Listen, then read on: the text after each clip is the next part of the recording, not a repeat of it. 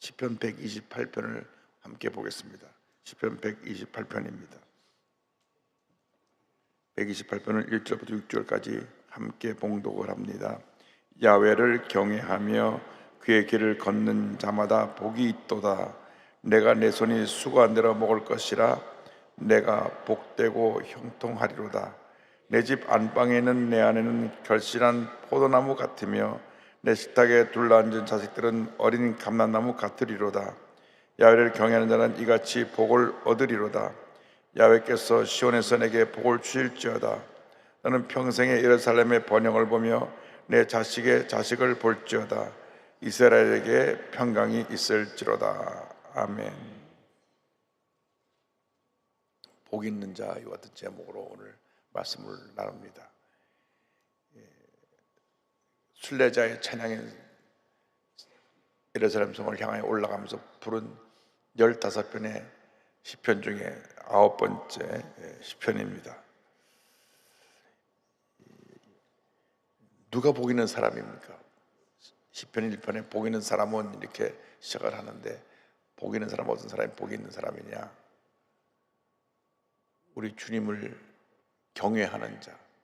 경외한다는 말의 뜻은 두렵고 떨리는 마음으로 주님을 섬기는 것을 말씀합니다. 주님은 완전하신 분이기 때문에 우리가 감히 가까이 나갈 수가 없습니다. 그런데 이렇게 주님 앞에 나와서 예배드릴 수 있는 이 자체가 은혜입니다. 은혜.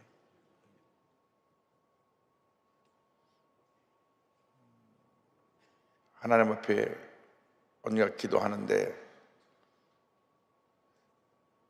주님이 물으신 질문에 아직도 제가 답변을 못하고 있는 게, 제대로 못하고 있는 게 하나가 있습니다. 너는 100% 나한테 헌신하고 있느냐? 늘 부족해요. 100%를 아무리 노력해도 100%가 못 됩니다. 그런데 이게 주님 앞에 볼 때 자격이 미달되어 있는 나를 사랑하고 쓰시니까 그게 은혜예요. 은혜. 정말 내 하루 24시간이 다 주님 앞에 기쁨으로 드려지는 시간이 되기를 원하는데 그렇지가 못해요. 사람의 하루 몇 번 생각이 지나가느냐, 생각이 지나가는 생각이요. 몇 번이나 될 것 같아요. 평균적으로 하루에 35,000번 생각을 한답니다. 35,000번.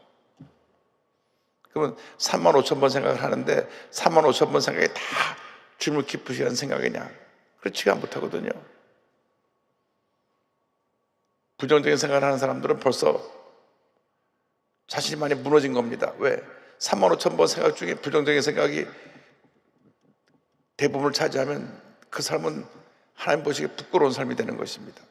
늘 긍정적이고 감사하고 주님을 기쁘시게 하는 생각으로 가득 채워져야 되는데 35,000번 생각이 지나가는데, 근데 35,000번 생각이 지나가는데 하루에 중요한 결정을 내리는 생각 7번이 그 삶을 지배한다고 하는 것입니다.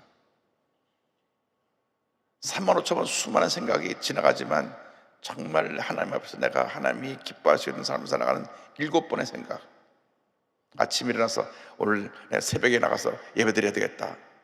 첫 번째 그 결정이 오늘 여기 와서 앉게 만든 것입니다. 또 영상으로 보고 있는 분은 잠자리에서 깨워서 그 첫 시간 하나님께 드리는 것입니다. 그러니까 내 결정을 옮기는 7번의 좋은 생각들이 내 삶에 쌓여가면 일생이 하나님 앞에 인정받는 일생이 되는 것입니다. 수많은 생각들이 지나가죠.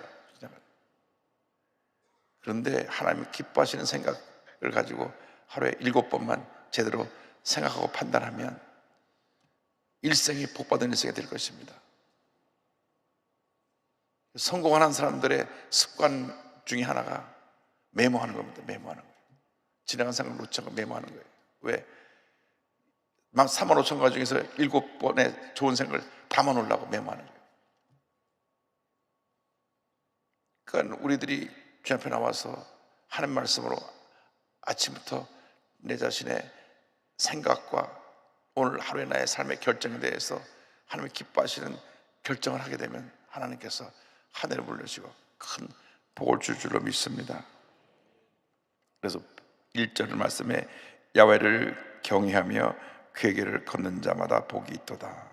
여기 그의 길을 걷는다는 표현이 뭐냐면 하나님의 뜻대로 살아가는 자, 하나님의 명을 지켜 행하는 자, 말씀대로 살아가는 자를 말합니다. 시편 112편 1절에 할렐루야 야훼를 경외하며 그의 계명을 크게 즐거워하는 자는 복이 있도다. 누가 복이 있느냐? 하나님의 뜻을 헤아려 하는 사람이 복이 있는데 하나님의 뜻이 이 말씀에 있습니다. 이 말씀을 지켜 행하는 자가 복이 있는 것입니다.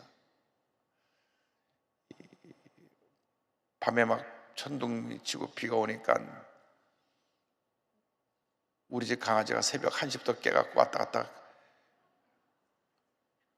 오늘 새벽에도 했으니까 빨리 깨라고 이렇게 움직이는지, 그래서 강아지 덕분에 2시 반에 일어나갖고 오늘 성경 한 40장 읽었어요.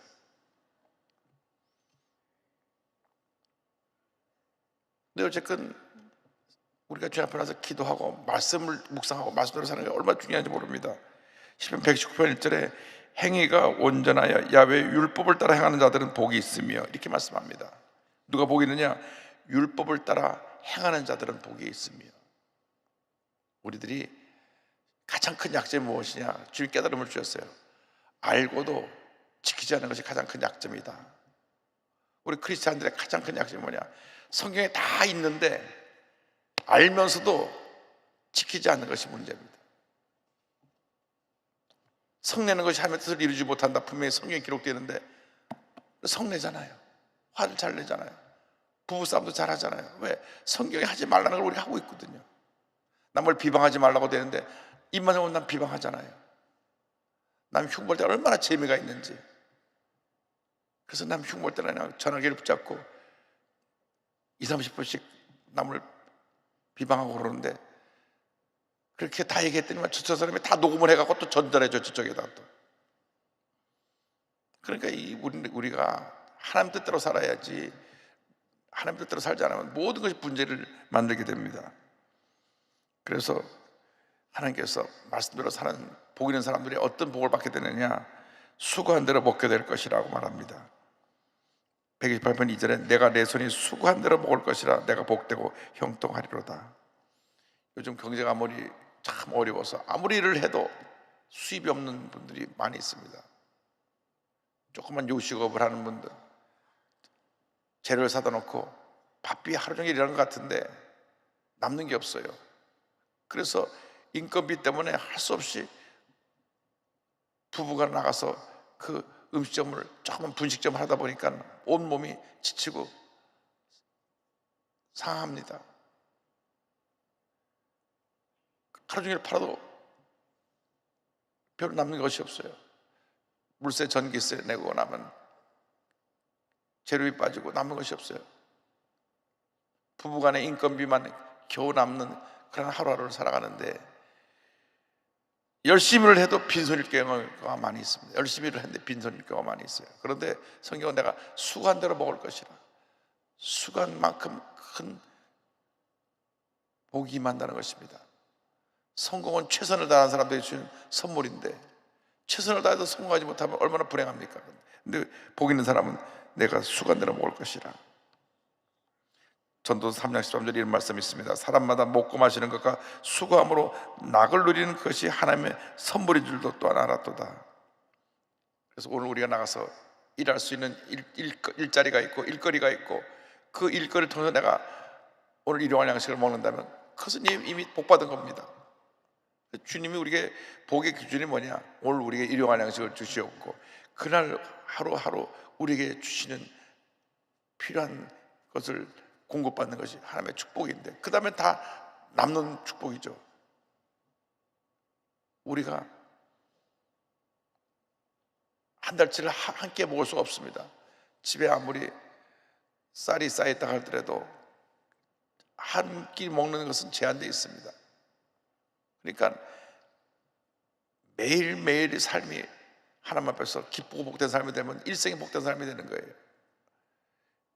욕심 부릴 필요가 없어요. 우리가 감사하면 자꾸 또 얹어주시는데 뭘 더 움켜쥐려고.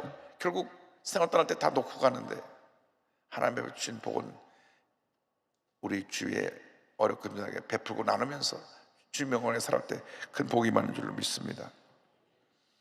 이사야 3장 10절에 이와 같이 말씀합니다. 너희는 의인에게 복이 있으리라 말하라. 그들은 그들의 행위의 열매를 먹을 것이며. 우리들이 하는 모든 일을 통해서 많은 열매가 맺혀지게 되기를 바랍니다. 사업을 통해서도 좋은 열매가 맺혀지고, 직장에서도 좋은 열매가 맺혀지고, 여러분이 각기 갖고 있는 달란트를 통해서, 그것을 일하는 모든 것을 통해서 하나님의 영광을 받게 되기를 바랍니다.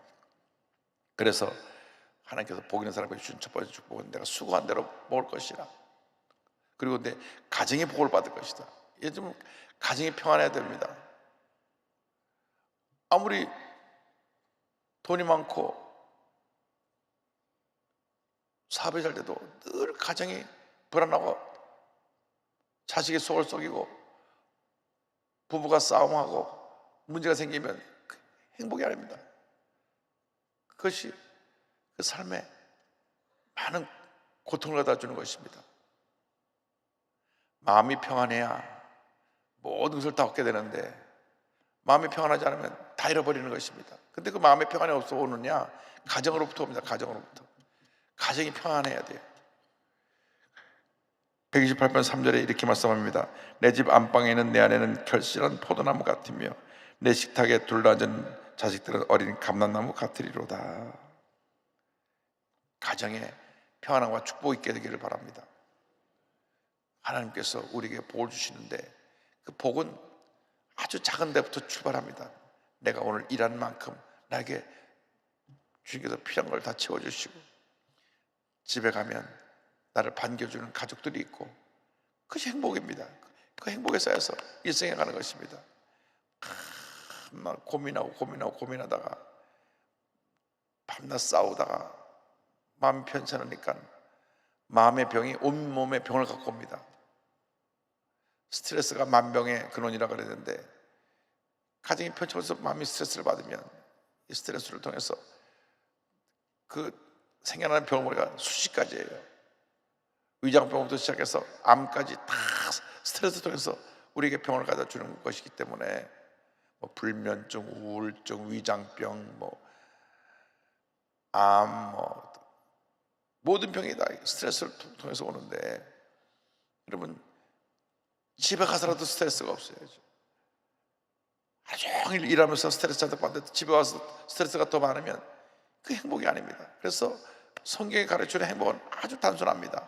내가 수고한 대로 먹을 것이고 내 가정에 복이 넘쳐날 것이다.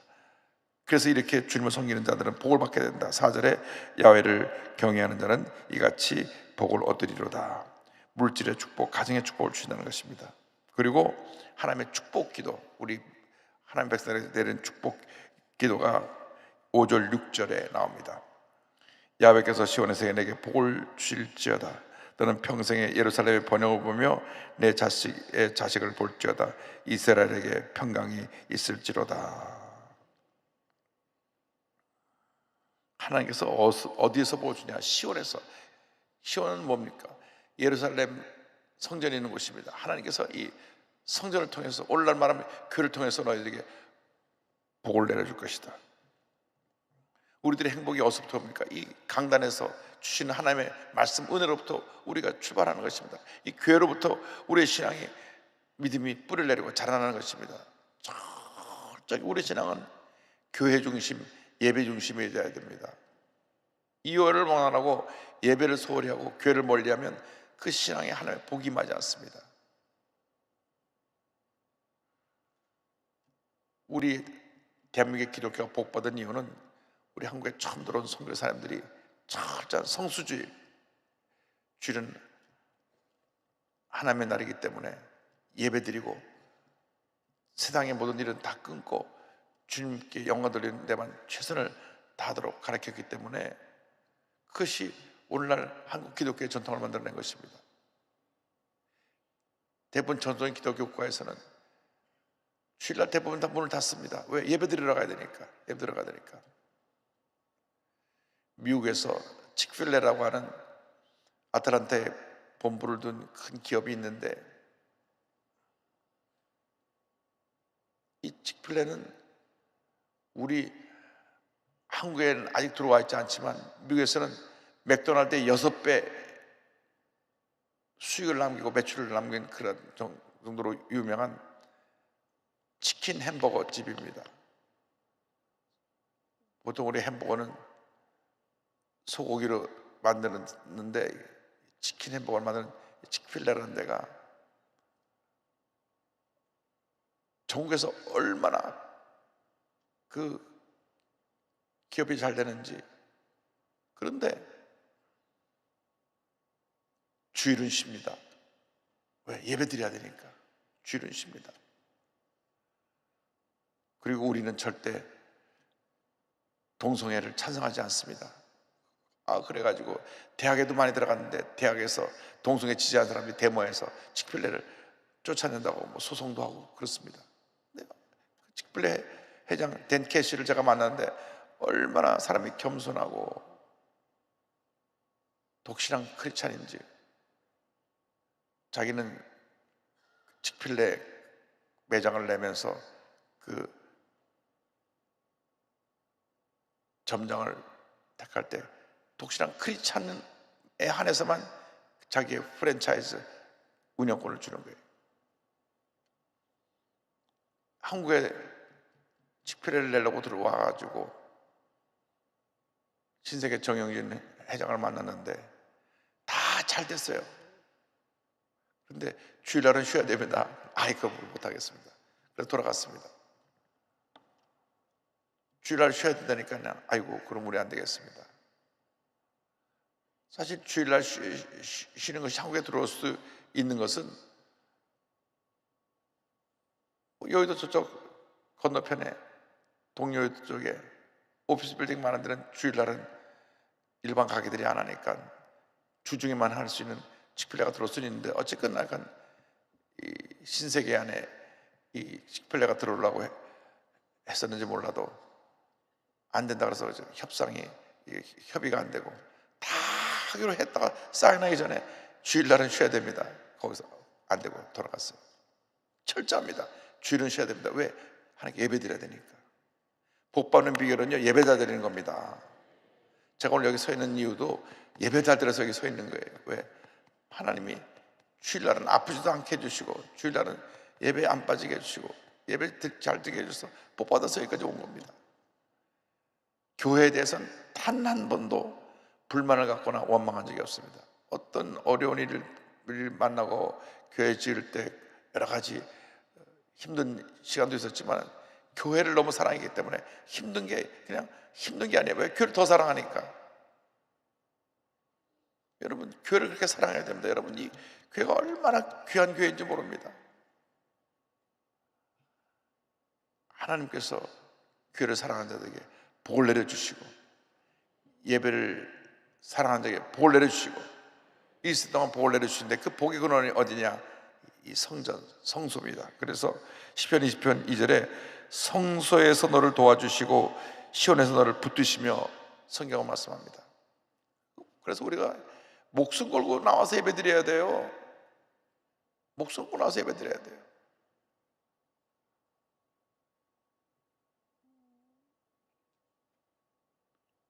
주일 예배를 빠지고 우리가 신앙생활 한다는 것은 이것은 있을 수가 없는 일입니다. 대한항공 일본 총본부장이었던 장로님이, 이분은 입지적인 인물입니다. 얼마나 믿음이 좋은지 조중훈 회장이 가장 신이 많은 전무님이셨는데 그때는 대한항공 비행기 하나만 들어오면 회장이야 어디 모여 나가서 돼지머리 놓고 절을 했다고요. 아니, 비행기가 돼지머리 때문에 뜨고 안 뜨는 게 아닌데 그때 내가 돼지머리 갖다 놓고 절을 했어요. 모든 건물을 지을 때도 상량식 할 때 돼지머리 갖다 놓고 절을 하고 건축을 진행했습니다. 우리나라 그랬어요. 그런데 이분은 혼자서 절 안 하고 딱 서 있으니까 조중훈 회장이 불렀습니다. 당신은 독실한 크리스찬이가 아니까 앞으로 빠져도 된다. 당신 혼자 빠지라고. 그래서 본인만 그 돼지머리 놓고 절할 때 안 나갔어요. 비행기 들어올 때마다 나가서 절을 해야 되니까. 그런데 이제 아주 신임을 하셔서 일본 총본부장을 맡겨놓으니까 일본에 가니까 손님들이 오죽 많이 와야죠. 그러면 VIP들이 오면 그분들을 늘 모시고 나가서 주일날도 나가서 이 운동도 하고 주일날도 모시고 다니고 이러다 보니까 쥐를 잘 빠지는 거예요. 근데 큰아들은 일본에 가서 일본 학교에 들어가서 반장을 하고 똑똑한데 둘째는 일본어 적응을 못해서 둘째는 늘 방황합니다. 어느 날 문제 있는 친구들하고 사귀어서 집을 나가버렸어요. 일본 땅 어디서 집 나간 애를 찾습니까? 제가 워싱턴에서 사역하고 있는데 편지가 부인되는 분에게서 날라 들어왔습니다. 그 집사님이 편지가 막 눈물로 범벅이 됐어요. 목사님, 제 둘째 아들이 지금 집을 나가는데 한 달째 찾을 수도 없고 어딘지도 모르고 기도해 주세요. 저희는 매일같이 눈물로 아들이 돌아오기만을 기다립니다. 그래서 그냥 눈물의 편지가 저한테 왔어요. 그때가 1991년인가 같습니다. 왜냐하면 성전 건축하자마자니까 91년 한 5월 달쯤인가 편지가 왔는데, 그래서 제가 그 편지 붙잡고 매일 새벽에 나가서, 그때 매일 새벽 기도할 때니까, 하나님 아버지, 우리 집사람의 눈물의 기도를 들으시고 집 나간 아들이 돌아오게 하여 주옵소서. 돌아오죠. 근데 그 남편 되는 장로님이 어느 날 밤에 회사에서 돌아와가지고, 대한항공 본부에서 돌아와가지고 집에 들어오는데 펑펑 울더랍니다. 막 울더랍니다. 부인이 울면서 기도하고 있는데 남편이 늦게 들어와가지고 막 울면서 남편이 말하기를, 내가 주일날 예배를 자주 빠져갖고 이렇게 내가 하나님의 채찍을 맡고 있는 거라고.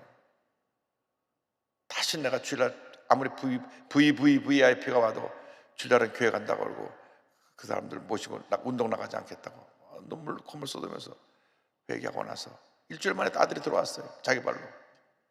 다시 편지가 왔습니다. 남편이 변화되었고요, 아들도 돌아왔습니다. 할렐루야.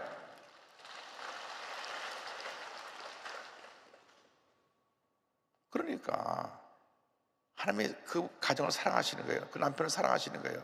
그 정장님을 사랑하는 거예요.